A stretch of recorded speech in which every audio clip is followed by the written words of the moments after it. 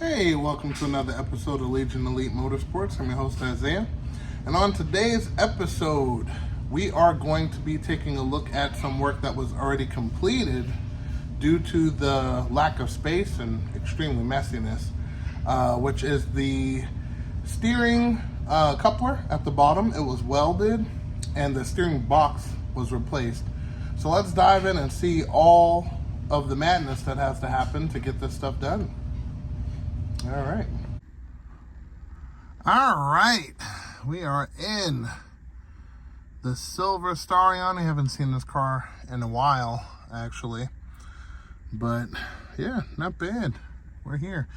So, first thing I ended up doing, and I had to do this off camera because it gets pretty hectic. I'm already small up in this car, so if you add a camera up under the dash, it gets even worse. So basically, I had to pull out the steering column because I had play in the steering wheel. That play has been there for roughly, I want to say 5 years, about 5 years.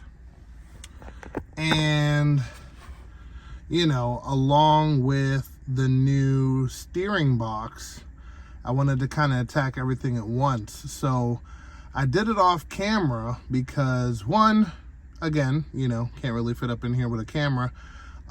Two, underneath this car is extremely dirty. So I didn't want to work on the car and then have filthy hands touch the phone, and then the lens will be blurry and so on and so forth. So I basically did it off camera. So what I did to take out the column is you have to take off this shield. I don't know if you know this, but behind here, or this leather, this is a solid steel plate. It goes from there all the way across, solid steel. Okay, so with that, you have to take this cover off, right? There's a Phillips behind here. Take this cover off. Hold on, and make sure you can see it. So take that cover off, unplug it. There's a Phillips behind there. The hood latch, you want to take out the two Phillips on that one. The cover, you want to just get that out of the way. Then on the bottom, you'll see there are Phillips on the bottom there. Supposed to be one in the middle and one on the side. Take those off. That plate comes off. So then after that, you want to pay your attention to here, because there's Phillips in this hole, this hole, this hole, right down there. And that's going to take this cover off the column. And it's important to take that cover off the column because you're going to be taking and unplugging everything that has to do with this, the blinkers, the everything, horn, everything. So once you get underneath this, there's 4 bolts that holds the column up. Okay? There's two, one down, one up over here. Then same deal, one down, one up over here. You take that out, and then you slowly pull the column towards you, and then that takes it out. So that's very important to get the steering column out. Now that's technically the easy part compared to, but at the end of the shaft you have a couple of options because it has play. I showed this in a video previous, actually a couple years ago. I'll probably leave a link in the description below so you can get a good detailed look at what that shaft looks like, so you'll know what type of work you have ahead of you. And then instead of putting putty in it, which is one option, they have a putty that turns to steel. That's one option. Second option, you weld it. Third option, you get a universal U-joint. Runs about $40, give or take, on eBay if you find the right thread pitch, you know. But I went with option 2. I actually welded it. So we're gonna see that at the bottom. I'm gonna get this car up in the air so we can take a look, but you're gonna see that at the bottom. And I'm gonna show you everything that's been done. So let's get this car up in the air and let's take a look. Okay, we got the car 24 inches off the floor, just to give you an idea how high the car is. You can get some jacks on it, or jack stands rather. Take it from there. But also, one of the things I wanted to kind of point out is with multi-port and probably with the regular intake manifold, your visibility of steering components is going to be pretty much a nil. So it makes it all that much harder, and everything has to be done from the bottom. And I mean everything. Putting the lines in, which is the most complicated part about this, is because the lines are cat-a-corner from each other, probably like one up here, one down like this, and then you have to unloosen both of them from the top to change out the steering box. And I've been without power steering for about 7 years, so you know that's all changed now, thank goodness. But pretty much going to show you what I had to do. So if you're following along, you'll be able to do the same thing here. So we're going to go underneath, but before we do, I'm going to take a look from up top with the light so you guys can see exactly what the hurdle is and take it from there. So let's switch on our light. Okay, so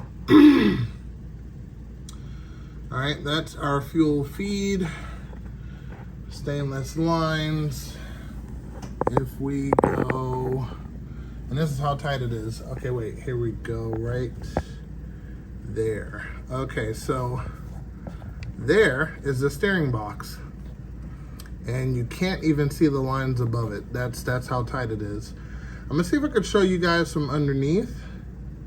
Might be a little bit easier that way. So let's go underneath, because as you can see, it's a very tight fit for everything, but we know it fits. So all right, let's go under.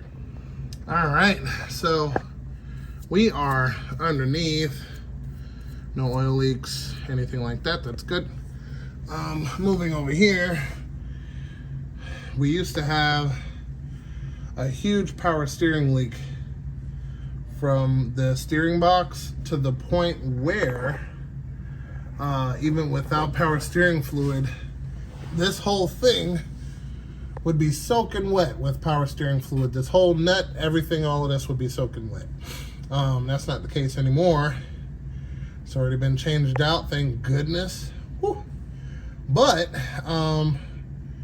to get started, you see there's 3 bolts here. Let's see, there we go. 1, 2, 3. That takes down the box. You can't take down the box without taking loose the 2 hard lines up top and the steering, which we previously technically took out, which goes in the back. Now I'm gonna get up in here so you can see, but the starter is right there. You have to make sure you disconnect the battery, because a lot of stuff is gonna be touching that, mainly due to the fact that it can't go up. I don't think it'll go up either way, but anyway. So what you're gonna do is, with those items out, we're gonna come around here, take a good look. There we go. Can't squeeze the camera up in there, but all right, so this is the steering box right here. All right, that's the nut to lock it on, and then this is the fuel feed line here, the return line right there, and then These two metal lines, 1 and 2, are the feed for the power steering. So and again, very, very tight space. This is one of the reasons why I didn't record it, but you got to take those two lines out. It's a 14, and what was the other one? I think it was a 14 and a 17, something like that. Take that out, and then let me see if I could just put the phone up here by itself, because there's really no room. Okay. There is the steering joint, and that is where I welded it. So you see the welds there, and that's welded all the way 360. And then that 12mm bolt right there takes the shaft out. So once you take everything loose on the inside, the only thing that'll be holding it in is that 12mm bolt. You will have to turn the wheel to get to it, but once you do, you take the 12mm, loosen that up, and it should slide right off. In actuality, you might want to take this piece off kind of ahead of time. Like you take that nut off, then you take the bolt out on the other side, and then you want to jiggle it loose and then pull the shaft out so it's not locked on there. So that's that part. Get my hand back. And yeah, it's going to be extremely, extremely challenging for whomever's doing it, but at least you'll have a good idea. So you have two lines, the steering coupler, which we can't see right now, and we're gonna have the actual steering box. So once you loosen the steering, the two lines, you can go ahead and take down the box as soon as you take out this center link. This center link goes all the way across to the other side to steer the other wheel. So make sure that if you mess this boot up, you have another center link ready to go. Now, the likelihood of you finding a center link is kind of slim. This is the reason why the boot's a little busted there.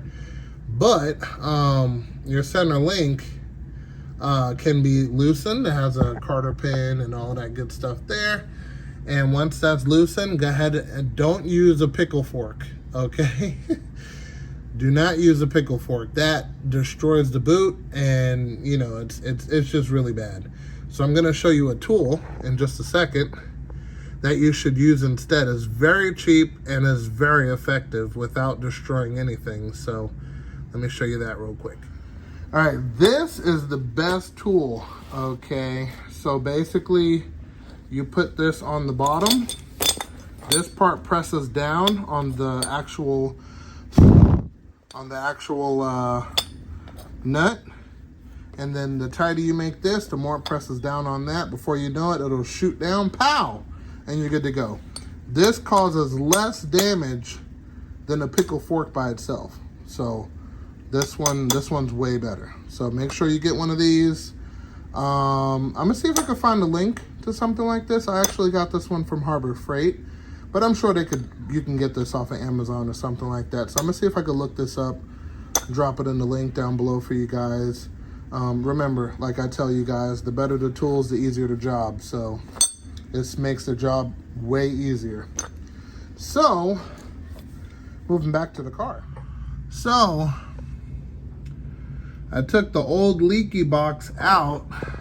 Sorry, audio issue. So I took the old leaky box out, and the new box is in. So once, and I'm gonna see if I can get that rebuilt or something. I'm gonna figure that out, but yeah, hopefully I'll be able to get that rebuilt. But once you get the old one out and you put the new one in, if it's not leaking, you reverse everything. So you start, let me get back up there. So reversing all of that, putting the box in its place, and you know, putting the two lines on up top, Then putting the steering coupler in after it cools down from being welded, if you weld it.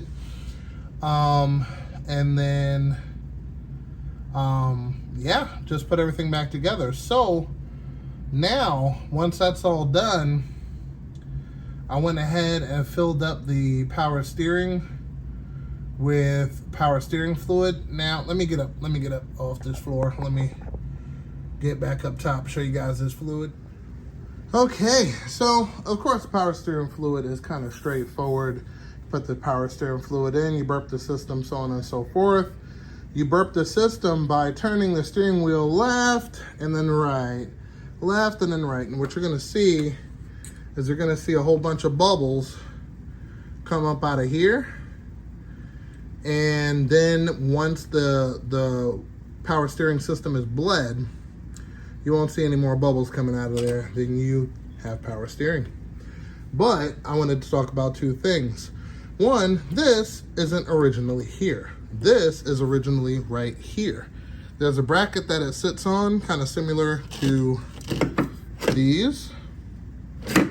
But I relocated it because of new turbo, new manifold, new all of that stuff. Didn't want it sitting here just boiling, so moved it, which required changing the lines, both lines, to extend it, and boom, there you go.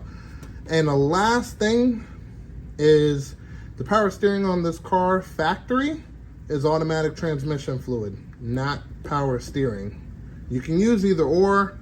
Automatic transmission fluid is like a natural cleaner. So if there was a leak, the ATF will find it. Power steering, you can get the stop leak and technically you'll be good. So just for safety, I guess, and hopefully not finding another issue, I went ahead with the power steering fluid instead of ATF. So either or, doesn't really matter, but you have to make sure that you empty one out to use the other. So if your car has power steering, continue to use power steering. If your car has ATF, continue to use ATF. Okay, and also for my power steering pump, which I wanted to add in, is a long time ago I went ahead and got some custom lines made for the high pressure feed. So I'm gonna just show you a little video of that. Okay, so that is the power steering line that is high pressure. Now, I had an issue where I was cracking the flare fitting at the base, and the rubber hose that went behind it afterwards was ripped and it was leaking power steering fluid from the line. So what I did was I had this line custom made from A to B and never had an issue ever since. So if you guys would like something like this, I can definitely probably put something together for you guys. But other than that, not really necessary. But that's kind of a thing I do. If a line breaks, I usually replace it with the steel braided lines. So that's why I have so many all the way around here, because I've had issues with all. So yeah. All right. And with that being said, I hope you guys found this episode interesting in some way, shape, or form. If you're new here and like what you've seen, definitely consider subscribing, hitting that bell icon for updated notifications. And until then, remember guys, knowledge is power, and I will see you on the next episode. Also, drop a comment down below and let me know if you're interested in something with the power steering lines. Might be able to pull a couple together. So, all right, guys, I'll see you next time.